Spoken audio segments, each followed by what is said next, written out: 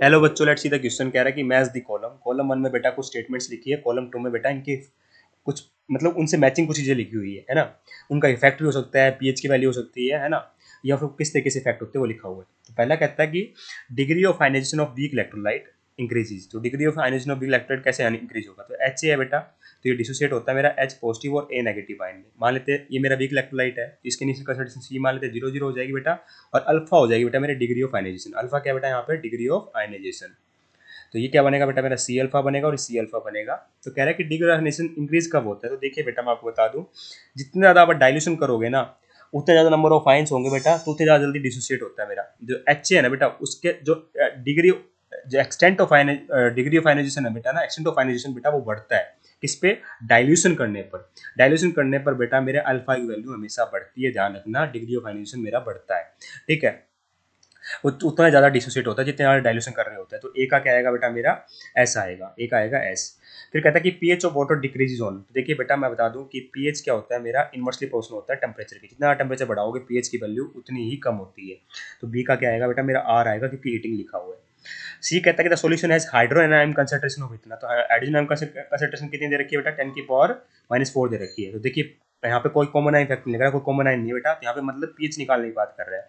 PH क्या होता है बेटा? नेगेटिव लॉगरिथम होता है कंसंट्रेशन ऑफ एच पॉजिटिव का। जिसका नेगेटिव लॉगरिथम लोगे बेटा मेरा 10⁻⁻⁴ का, तो ये 4 आता है बेटा। कैसे?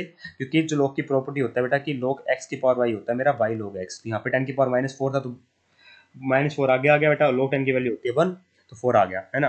तो सी का क्या आ जाएगा बेटा मेरा? q आ जाएगा।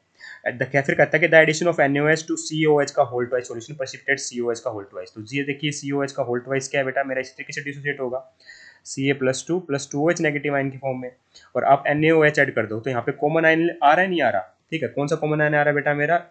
यहाँ पे कॉमन आयन आ रहा है बेटा मेरा OH नेगेटिव। तो ये क्या होगा बेटा? Overall concentration of OH negative मेरा बढ़ा देगा। अगर कंसंट्रेशन ऑफ OH नेगेटिव मेरी बढ़ जाएगी बेटा, तो रिएक्शन कहाँ जाएगी? बैकवर्ड जाएगी अकॉर्डिंग टू ली प्रिंसिपल, क्योंकि रिएक्शन क्या है बेटा मेरा? इक्विलिब्रियम पर है। रिएक्शन बेटा मेरी बैकवर्ड जाएगी, तो इसका मतलब मेरा एक्चुअली में इसको इससे समझिए, बैकवर्ड से नहीं। अगर concentration of OH negative ion बढ़ जाएगी, हमें तो प्रेसिपिटेशन की बात करनी है ना। तो जो KSP की वैल्यू होती है बेटा, वो क्या होती है? कंसंट्रेशन ऑफ जो यहाँ पे क्या है CO2 प्लस, और यहाँ पे क्या है? OH नेगेटिव ना। ये KSP वैल्यू होगी बेटा मेरी, इनका प्रोडक्ट होती है बेटा। तो अगर concentration of OH negative ion बढ़ जाएगी, तो क्या होगा बेटा मेरा? KSP वैल्यू क्या हो जाएगी मेरा? डिक्रीज कर जाती है ओवरऑल बेटा। अगर KSP वैल्यू इस आयनी प्रोडक्ट से डिक्रीज कर जाती है तो बेटा, तो हमारा सोल्यूशन क्या होता है? प्रेसिपिटेट हो जाता है बेटा। COH का होल ट्वाइस क्या हो जाएगा? प्रेसिपिटेट हो जाएगा। वहीं अगर ये वैल्यू बराबर होती है तो सोल्यूशन कहलाता है सैचुरेटेड, कम होती है तो कहलाता है अनसैचुरेटेड। तो डी का क्या आएगा बेटा मेरा? पी आएगा, क्योंकि यहाँ पे कॉमन आयन इफेक्ट लग रहा है, OH नेगेटिव कॉमन आयन है।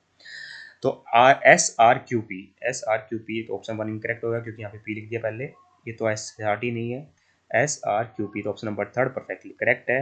I hope you understand the answer. Option number 3 is correct.